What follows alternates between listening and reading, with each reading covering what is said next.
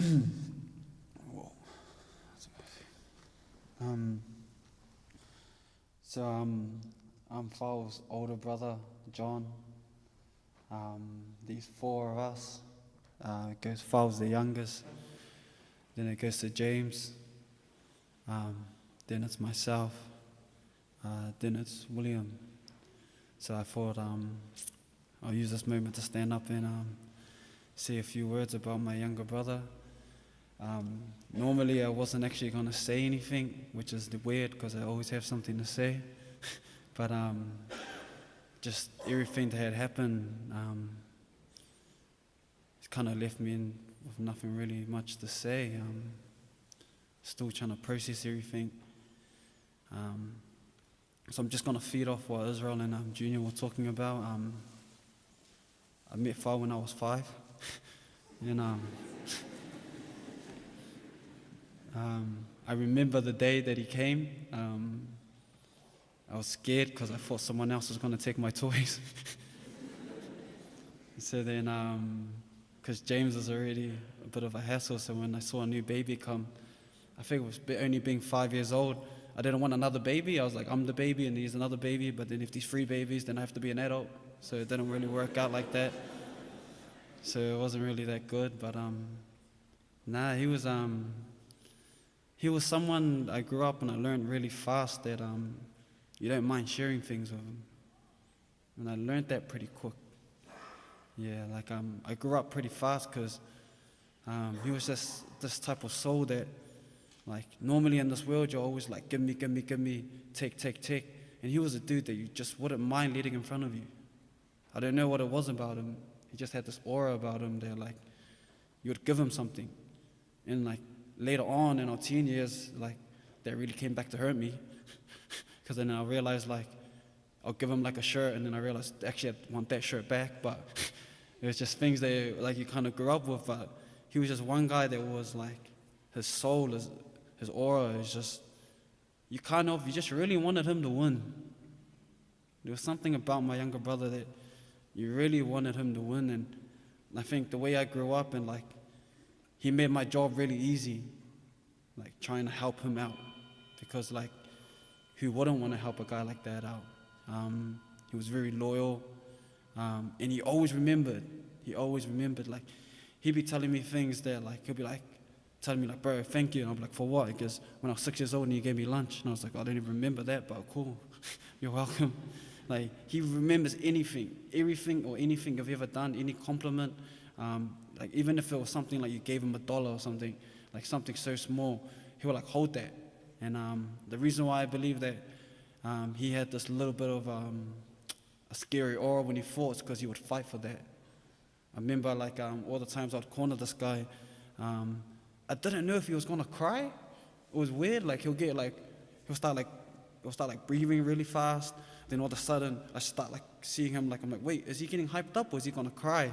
And it's like, and it happened every time. At the beginning, I thought his first ever fight, I thought, like, maybe that was just like some jitters, but he just did it consistently the whole way through. Like, he went to, like, borderline cry. It's like when, like, you're young and then you don't really want to fight, but then, like, he really forces you to fight and then you cry and then you fight him crying.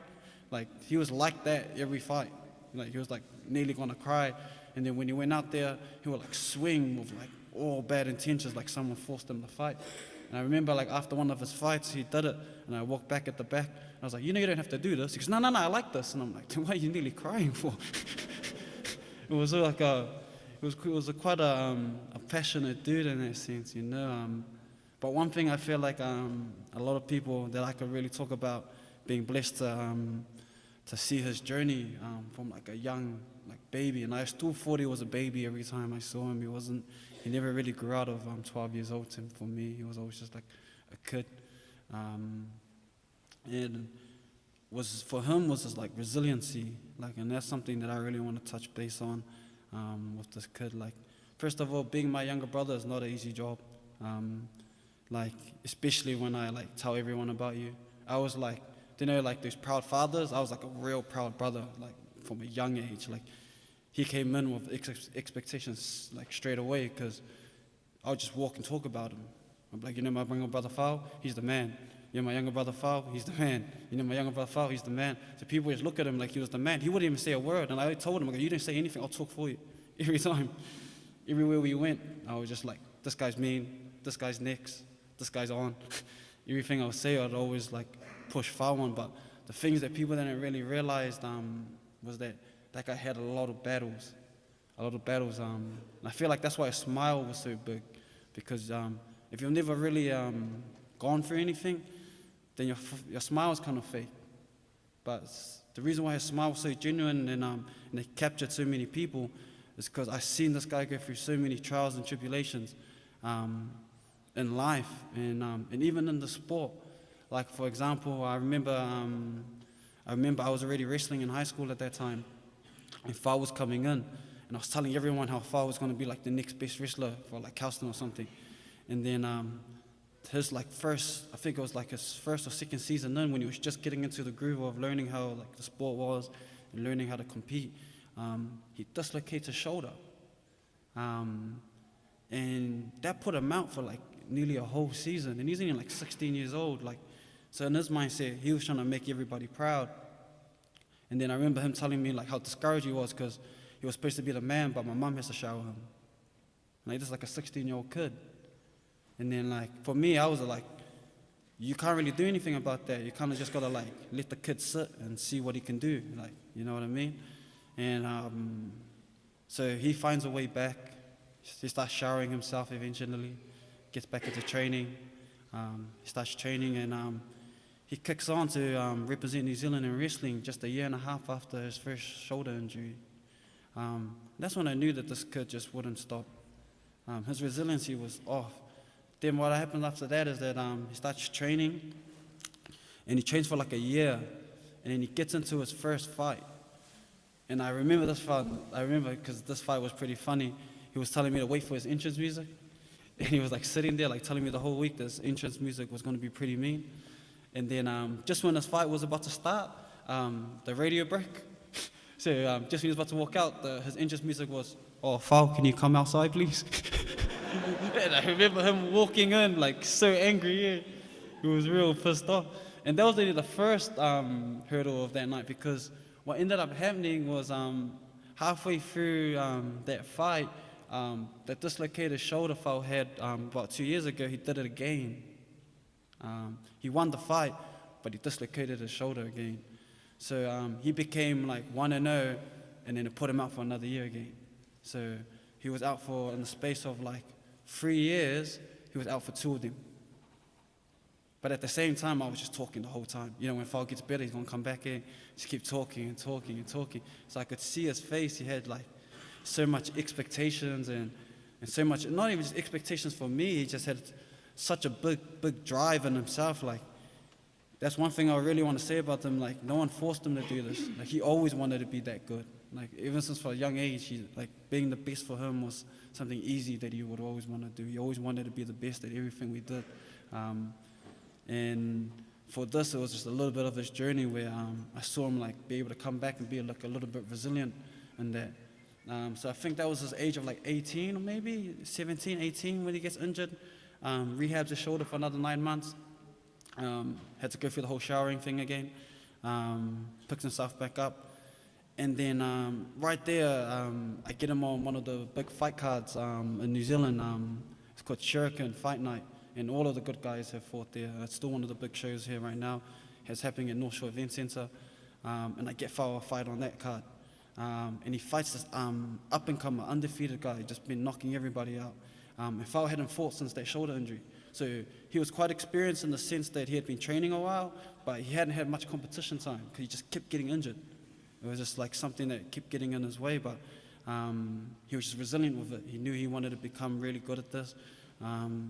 And he knew he just wanted to really represent. So he gets into that fight, and it's on YouTube. And he just puts on a performance on this guy, puts this guy in the clinic, and just beats him, and just impresses everybody. And straight away we thought that was like the fairy tale, you know, like 19-year-old kid, going for a little bit, gets to go through it. In that fight, he got a cut, and in that cut, his foot got infected, And he didn't realize it. He thought it was swollen because he kicked the guy. But what he didn't realize is that he actually had a blood infection. And since he didn't cater to that blood infection, it spread. It spread, and it got pretty bad. It got pretty bad. We had to go into surgery. He pretty much had to learn to walk again. At the age of 20, my brother had like clinical arthritis at that time. So they were telling him that his bone structure was going to be like the age of like a 40-year-old guy. And these are things he wouldn't tell anybody. I remember sitting at the Green Lane Hospital with him, and this was like the third opinion. And the doctor told him that he was never going to fight again. And it was like the 5th time he heard it. And then he nearly asked the doctor for a fight because he was like telling the doctor that he was going to fight again.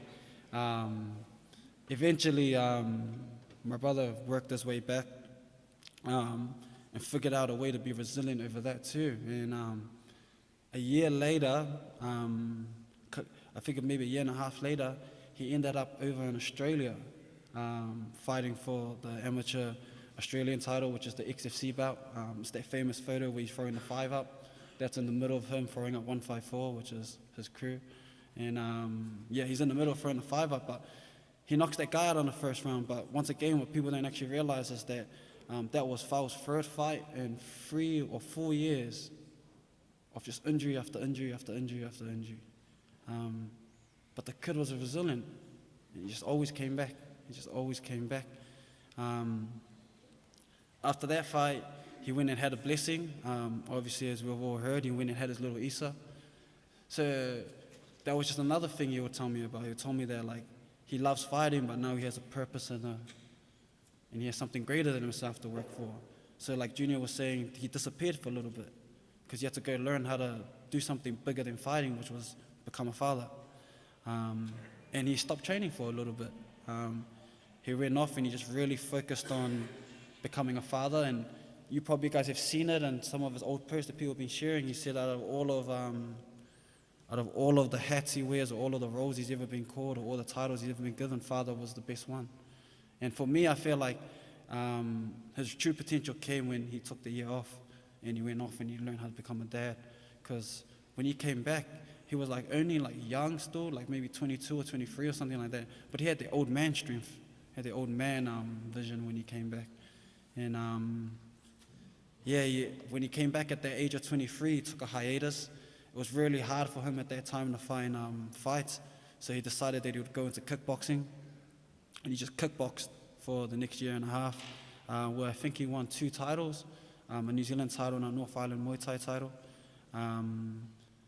And at the same time he was doing that, he was just trying to be a really good dad, which was his main focus, and trying to get qualified as a Sparky, which he was on the way to. He was right nearly there. But then I remember him calling me up last year and was like, I think it's time for me to finish the journey. And I was like, oh, Fau, what's your journey? And he was like, I want to come back to MMA. And he was like telling me that he's going to come back to MMA. This is what he wants to do now. And then I was like, okay, you know, always whatever you want to do, we're going to do it. And to be honest, whatever you want to do, you're going to do anyway. So we're just going to kick on with that.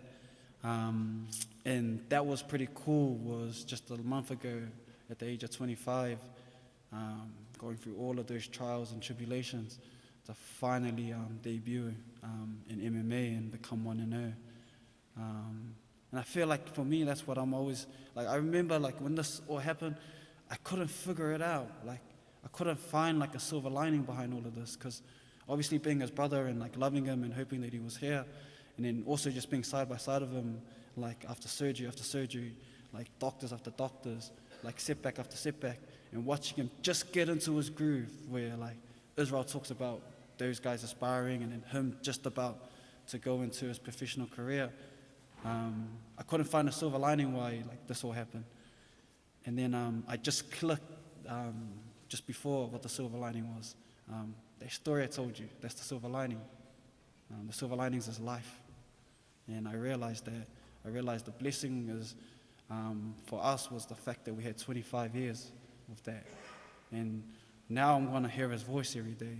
And the thing about Fau is that Fau had many hats, but I think brother for me was the one I'm most grateful for him to have, because there are conversations that me and him have had support that he has given me that I don't know, that I'm going to have for the rest of my life. And he was always like my younger brother, but he was really more like just my friend, more than anything. He would tell me things that I didn't even realize, I didn't think he realized how smart it was at the time. You know what I mean? Which even now, like now that he's gone, I'm still just starting to click on things that he would tell me, things that he would say. And even like one thing I would say to the boys in the back, like, man, he was real smart when he would do sparring and stuff. He would like take notes, and I'll read you a text he sent me for one of his sparring, so you guys can get that he wasn't always trying to hocker people when he got inside. He was like, sometimes I'd read it and I'm just like, man, this kid's good, eh? And like, I didn't even think he realized it. But it was just after one of a sparring that he just had, and I think it was a pretty good one for him. And then he sent me this long text message about sparring. And in my mind, I thought it would be something like, oh yeah, I hit him pretty hard or something like that, you know, or he didn't hit me that much. But it actually wasn't. He was like, I had fun at sparring today. My mind is like playing a game, but my output and punches are like it's going for the kill.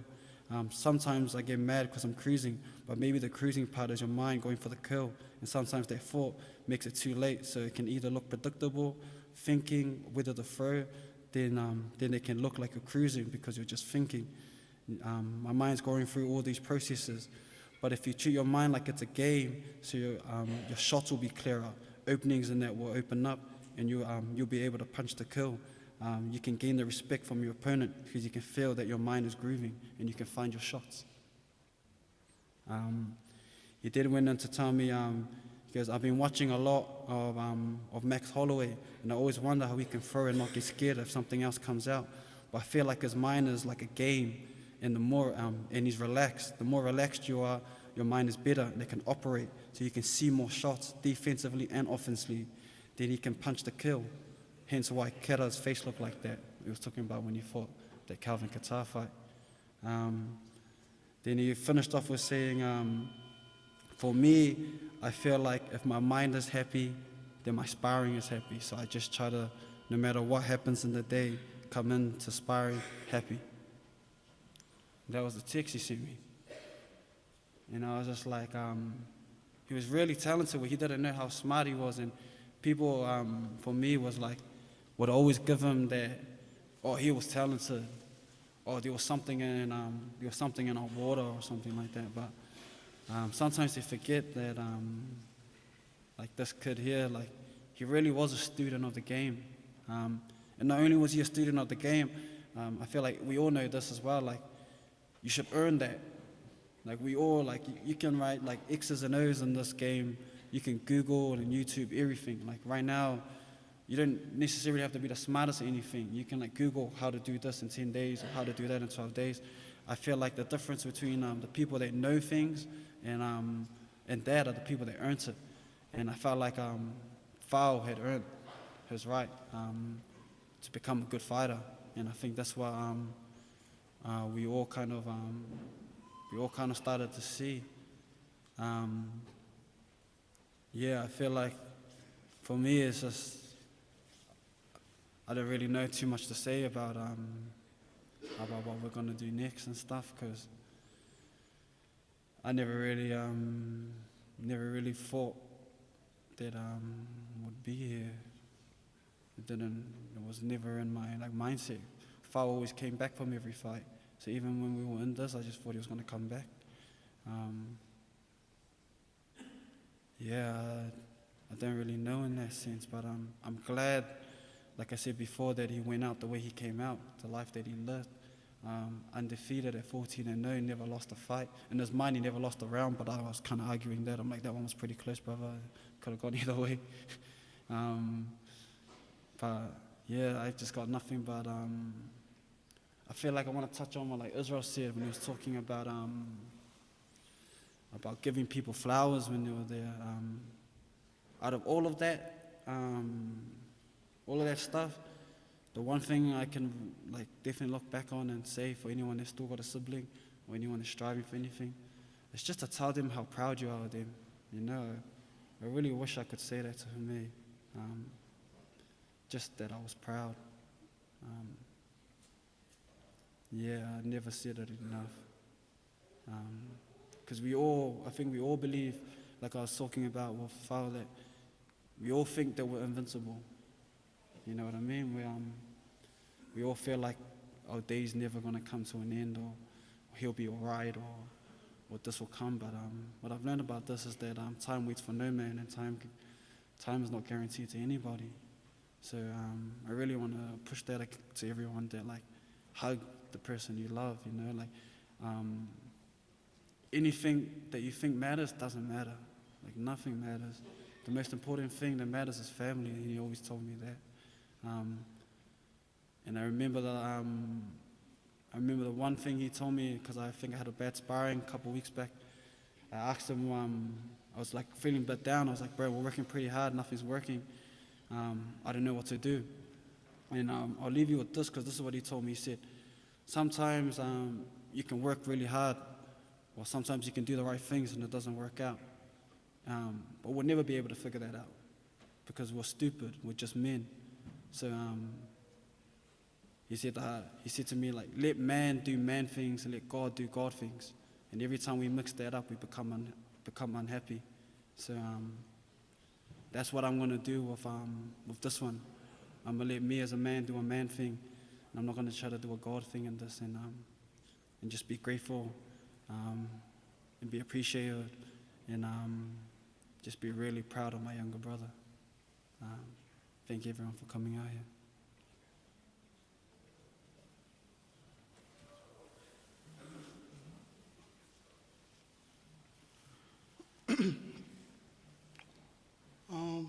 I guess it was my turn. I know it's going to be a long night tonight, so I won't go on long rants or ramble for long periods. If I remember something, I'll just jump up and share it. But with Fao, one of his main traits was loyalty. So you've heard stories about him fighting, but I think everybody wants to hear stories that nobody else knows, but like, you know, just the people that were there. So this is a story about us when we grew up. We were kids. Even my mom doesn't know this.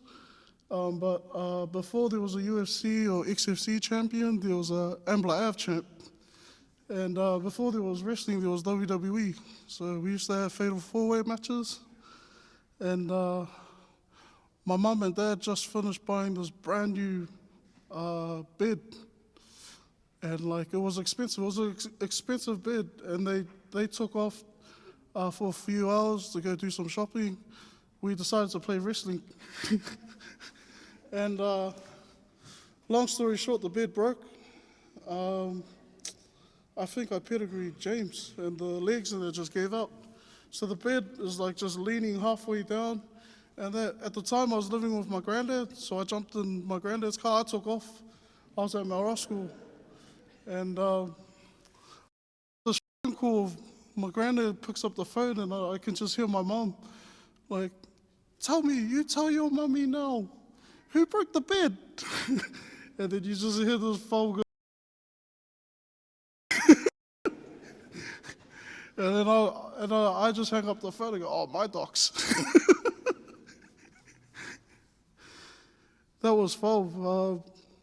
Even if you got into trouble with it, you always stayed strong for us.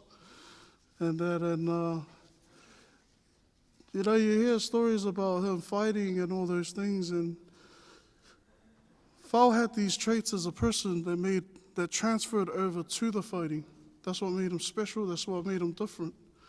You know, like with John, he spoke about all the adversity that Fao faced early on in his career.